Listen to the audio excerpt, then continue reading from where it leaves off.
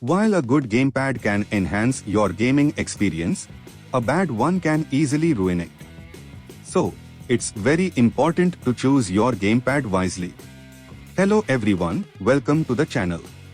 Today, let's review the Redgear Pro Wireless Gamepad. The Redgear Pro Wireless Gamepad can be purchased from various online stores like Amazon and Flipkart. The MRP mentioned on the box is 1,799 rupees. Although some online stores show a higher MRP to advertise a higher discount, its average selling price is around 1,560 rupees. However, this price can be higher or lower depending on the time and location. I purchased it for 1,589 rupees from Amazon. The packaging looks good and feels sturdy. Inside the box, you will find a gamepad, a USB dongle, a user manual, a USB Type-C charging cable, and a spare USB dongle. The gamepad's plastic material feels strong and sturdy. The sticks, D-pad, and ABXY buttons are placed in perfect positions and feel good to use. However, the build quality of the triggers could be improved. Due to the battery, this gamepad is heavier than some other wired gamepads, but I don't think that 208 grams will cause any issues for anyone. The rubberized finish on the sides of the gamepad provides a good grip. The layout follows the Xbox style, with the left stick above the D-pad. You can switch the D-pad and left stick by pressing the back and left stick together. It supports both X input and direct input modes, which can be switched by holding the home key for about 5 seconds. There are 2 motors, one on each side, providing decent vibration feedback. The sticks and triggers are analog, meaning the output will depend on how far the stick is moved or how much pressure is applied to the triggers.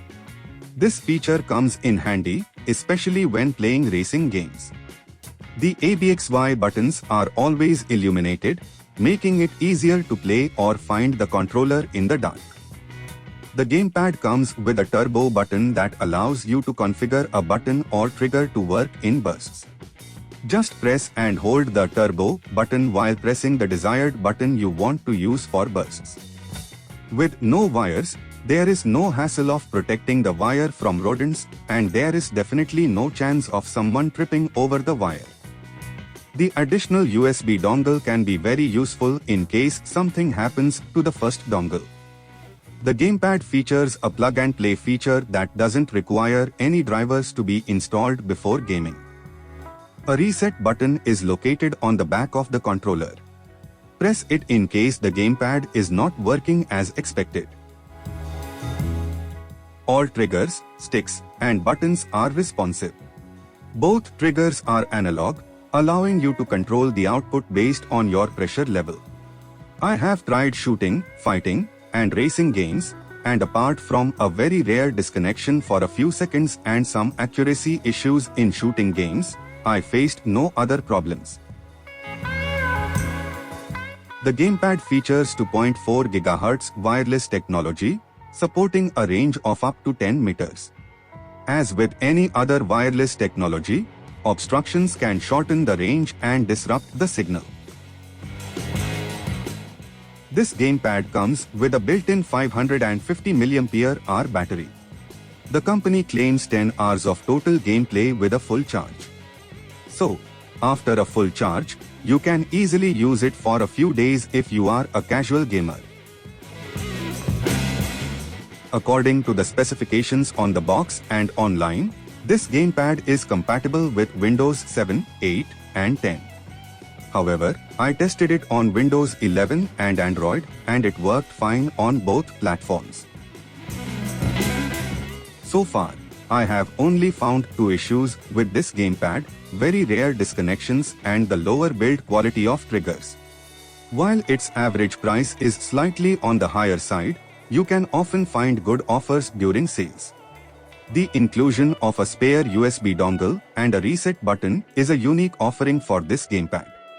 Personally, I tend to prefer wired over wireless controllers, but if you are a casual gamer with a low to mid-level budget and need a wireless gamepad, then this one is a solid option. Thanks for watching. Please don't forget to like, comment, and subscribe. See you in the next video.